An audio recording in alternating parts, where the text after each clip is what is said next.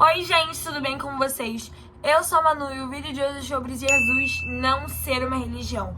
Eu queria falar isso com vocês porque na sociedade que a gente vive hoje em dia, muitas pessoas acham que Jesus vai apontar o dedo pra elas e falar que aquela pessoa já fez isso, aquilo, que vai apontar o dedo pra você e falar que todos os seus erros, todos os seus defeitos, todos os seus pecados.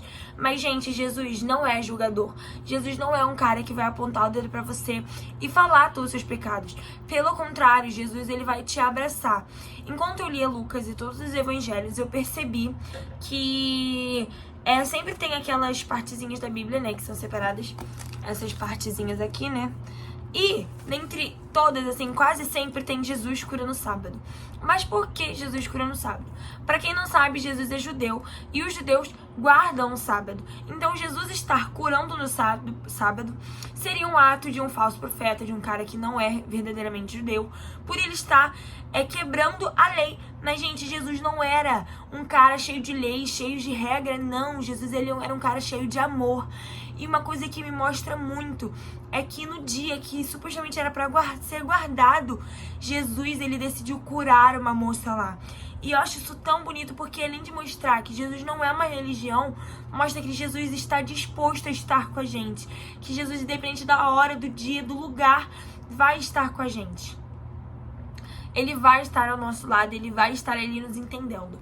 Eu mesma, por exemplo, quantas vezes eu chego 11 horas da noite para ler a Bíblia e eu sinto Jesus ali, porque ele me mostra que ele não é o horário, ele vai estar sempre ali disposto a conversar com a gente. Então, o que basta isso acontecer é a gente querer. Basta a gente querer se encher do Espírito Santo, se encher da humildade dele e parar de pensar que ele é uma religião, que ele é um cara que vai chegar em você e apontar os seus erros. Não, gente. Jesus não é isso. Jesus não é uma religião cheia de lei, cheia de regra, não. Jesus, ele é um cara que precisa... Claro que a gente, para viver com Jesus, precisa viver com renúncias, mas não é aquela coisa cheia de regrada, não. Eu não vou fazer isso porque eu sou evangélica, porque eu sou católica, porque eu sou isso, aquilo. Não. Jesus, ele falava pra gente fazer as coisas que ele mandava a gente fazer. E Jesus manda a gente viver com ele. Jesus manda a gente amar ele acima de todas as coisas. E Jesus manda a gente espalhar o amor dele. O que a gente tem feito para falar do amor de Jesus? Gente, Jesus não é uma religião. Jesus não é aquele cara que vai chegar e falar assim: olha, hoje você fez isso, então você vai pro inferno. É claro que não, porque Jesus não é um cara cheio de leis. Jesus, ele veio para quebrar os padrões da sociedade. Ele veio para quebrar todas as coisas que as pessoas achavam que eram certas.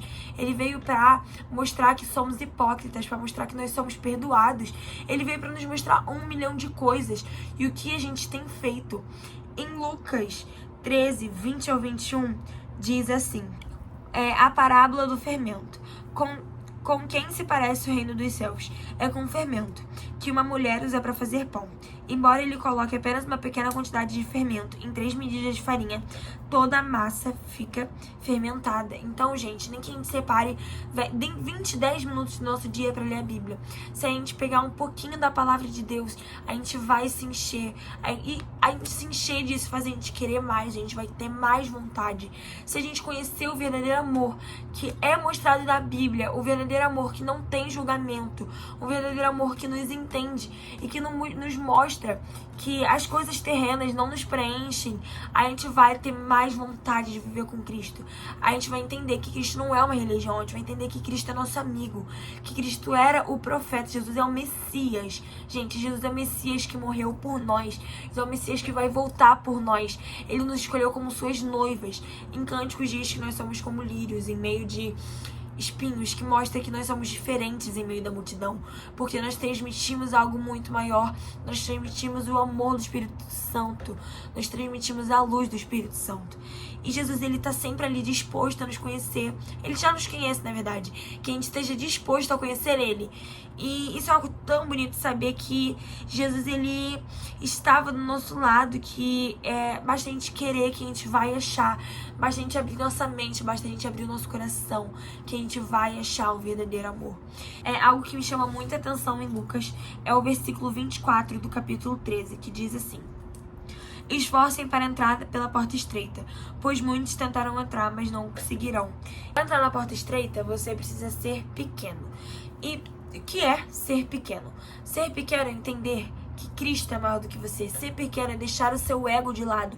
Ser pequeno é entender que apenas Cristo te preenche. Ser pequeno é deixar as suas vontades pra lá e viver das vontades de Cristo. Isso é ser pequeno, é isso passar pela porta estreita.